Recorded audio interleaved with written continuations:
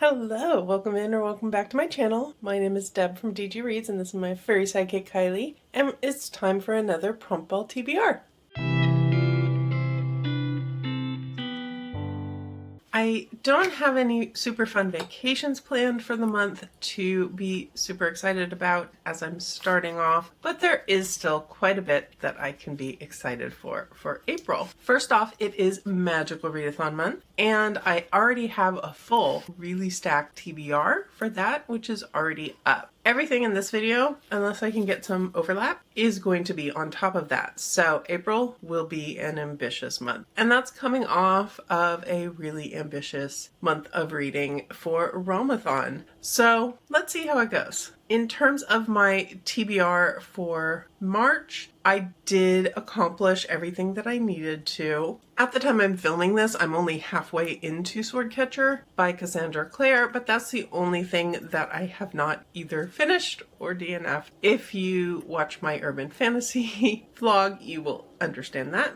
But that means that I don't need to take a punishment pull this time. So I am starting off with 5 quarters. If you aren't familiar with my Promptball TBR game, this is a gumball machine full of reading prompts, and I start off pulling 5. Any duplicate colors I get out of those initial 5 pulls result in extra prompts. And once I figure out what the prompts are, I will pick a book for each prompt. Pretty simple, pretty straightforward. So let's go through all of that, and then I'll talk about some of the other things I have on my TBR for the month. You gonna help? Okay, first one.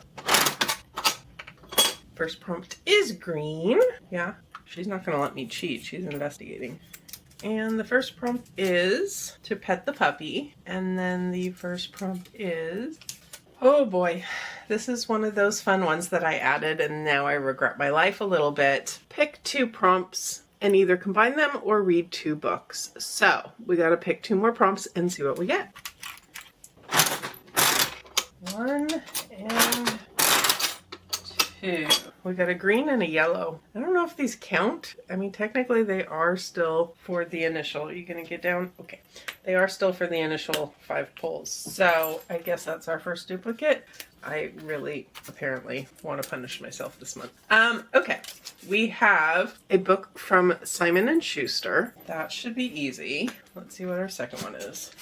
From my Kindle Unread shelf. That, I don't think that's going to combine. I don't have that many books on my Kindle Unread shelf, so I suspect that means I'm adding 2 books for this first pull. So let's see. The start of this is not exactly ideal. I got a new prompt to me this year, a fun one, but not one that actually worked out this time around. The combination of prompts that I got, if you're going to be able to see them, was to pick 2 prompts and then hopefully be able to combine them. But as soon as I saw a book published by Simon & Schuster and a Kindle Unread, I knew those weren't going to match up. My Kindle Unread is very small shelf. It's books that I got for free on Scarier Kindle Day, or things I picked up for like a 99-cent sale or a free book offering, none of which are from Simon & Schuster. So we're adding 2 books right off the bat. So since that's the case, I decided to do myself a little bit of a favor and pull one of the books from my Magical Readathon TBR. For my prompt to read something published by Simon & Schuster, I have The Last to Vanish by Megan Miranda. This should be a fairly quick thriller type of read set at a retreat type of thing out in the wilderness, and it's known as the place where 6 different people have gone missing. And then for Kindle Unread, I had picked out a second book from Scarier Kindle Day that I was trying to get to in the 48-hour readathon during Readathon, and I didn't get to it. So I figured that was an easy one to just go ahead and pick because I had picked it as a short book. The book in question is Smilin' Sam's Corn Maze by Stephanie Perry Sissom, and this one is following a woman. It sounds like her 7-year-old daughter went missing in a corn maze in 1984. It's now 40 years later, and Catherine is struggling, but something is happening where she's having nightmares that seem to be spilling over into reality, it sounds like. That's the type of synopsis that definitely draws my attention, so I have high hopes for this one. Let's go on to pull number 2 and hope it's a little bit kinder. We got a yellow, that's our second duplicate. And this one is for a TBR vet. Definitely have some of those sitting around. Next up, we were to read a TBR vet, and I consider anything a TBR vet if it's been on my shelves for well over a year. So I'm going with another one from my Magical Readathon TBR because this is one that came in a book box back in 2023, I believe, and definitely in my mind counts, and that is Lies We Sing to the Sea by Sarah Underwood. It's one I've been wanting to get to for a while from what I remember filming my Magical Readathon TBR, which wasn't that long ago. I should remember better, but we have young maidens who are being sacrificed, and one of them winds up, instead of dying, she goes to an island. She's given an opportunity to break the curse by killing the prince. Yes, the Prince of Ithaca. Look at me go. Pull number 3. Red, no duplicate here.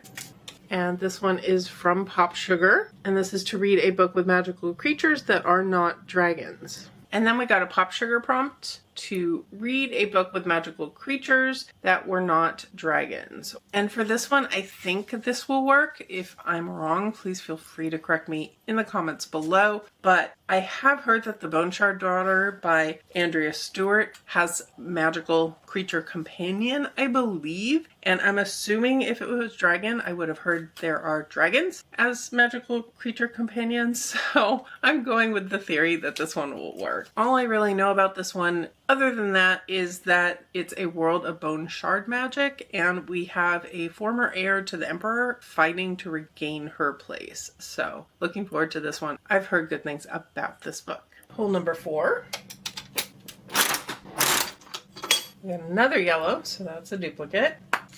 And another one from Pop Sugar. This is to read a book with the title starting with the letter Y. I did not have a lot of options for this one on my shelves, and I am trying to focus on my shelves when it comes to Promptball prompts, but I did find one, and that is a memoir by Tom Selleck, You Never Know. And this is definitely someone who was an icon in my younger years, someone that I definitely always saw on TV, and I've been intrigued to pick this one up. This is a gifted copy I received from HarperCollins, and I do have the audiobook as well, so I probably will wind up reading it on audio, but following along in the book along the way. And our last of the initial 5, another yellow. Lots of yellow.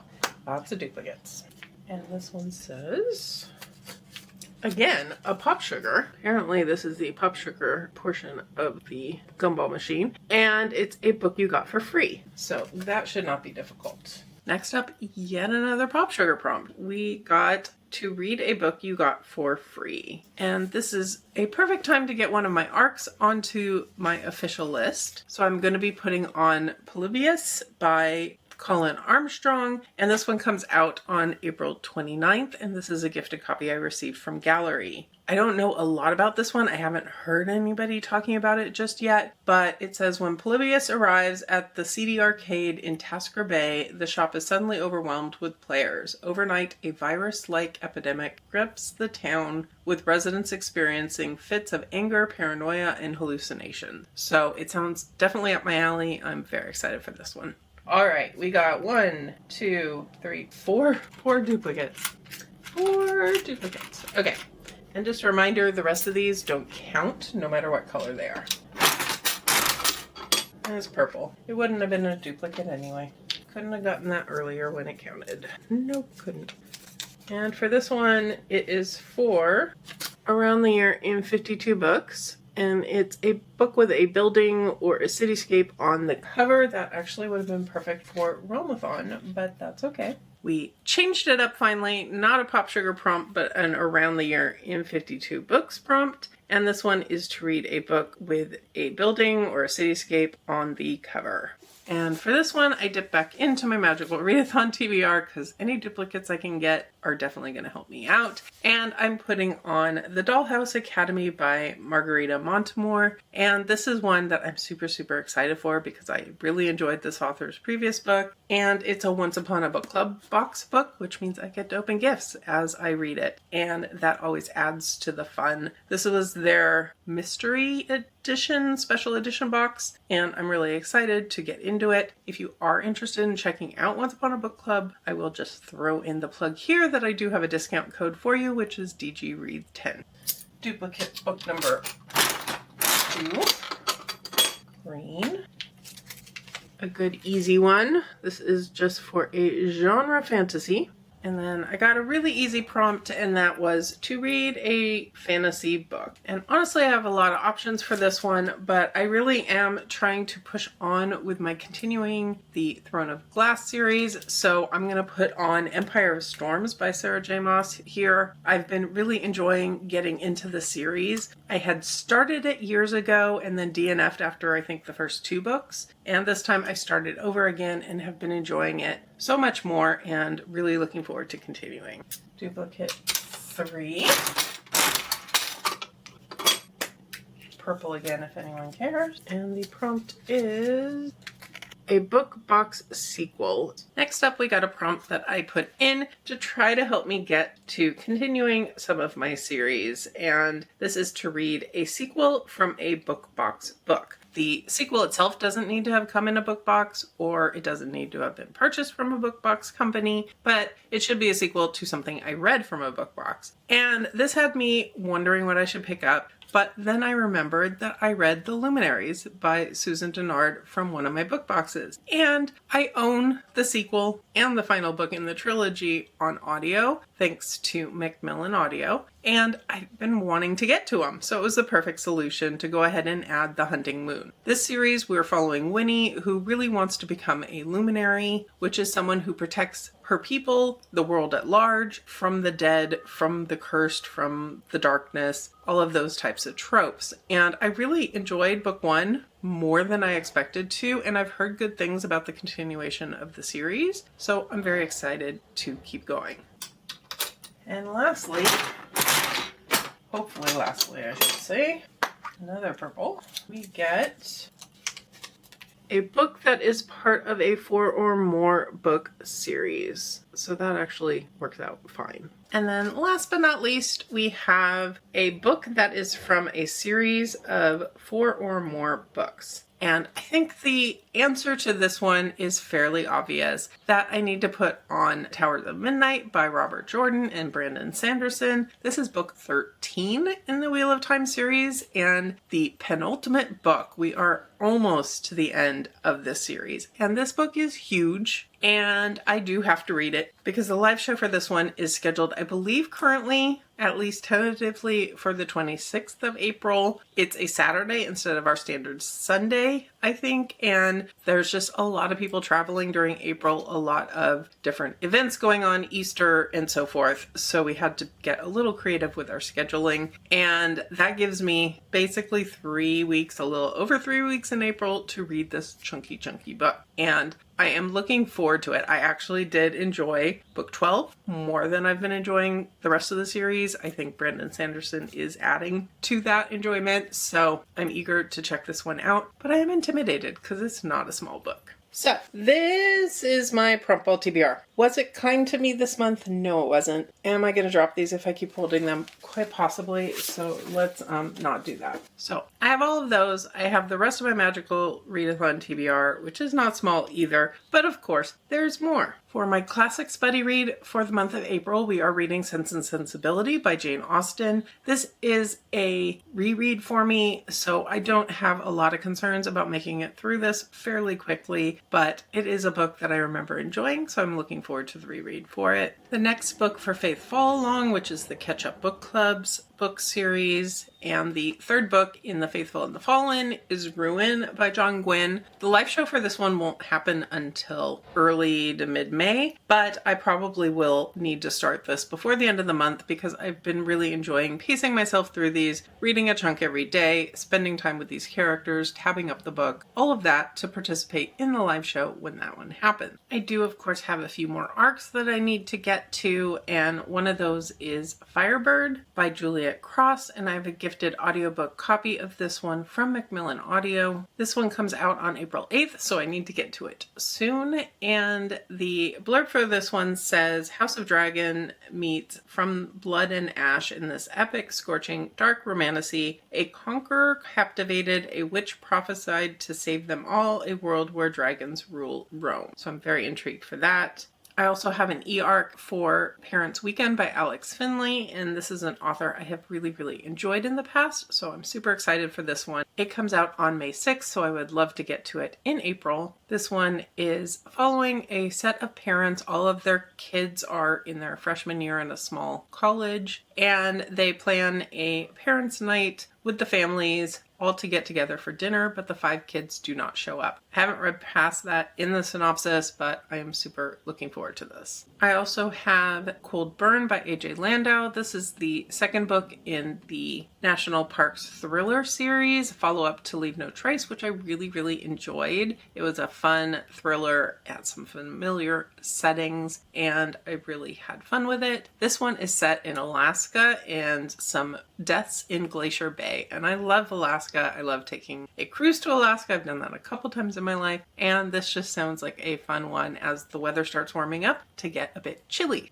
And then one more I want to highlight is Harmattan Season by Tochi Onyebuchi, and this is a book that is coming out in May. I don't know the specific date. It doesn't say on the book itself, but this one is described as hard-boiled fantasy noir, and I'm very curious to check it out. It is also a standalone, which I need to, enmesh myself in more standalones and not start a new series. So I'm going to leave that mostly there. I do have a few other vlog ideas for the month, and I definitely want to embrace some bunny reading possibly for the upcoming Easter holiday. I do have some family plans, friend plans, lots of fun things planned for the month as well. So I am eager to get going in April, but clearly I need to set aside a lot of time to get to reading because there's quite a lot. If you haven't checked out my Magical Readathon TBR, I will of course have that linked. There's quite a bit there that we didn't actually include on this part of the TBR, so there's a lot of reading to get to for sure. Let me know in the comments below, what are you most excited about reading in April? Are there any new releases on your radar that are coming out this month? I would love to hear all the things and chat with you below. And if you've made it this far and you don't have anything to comment,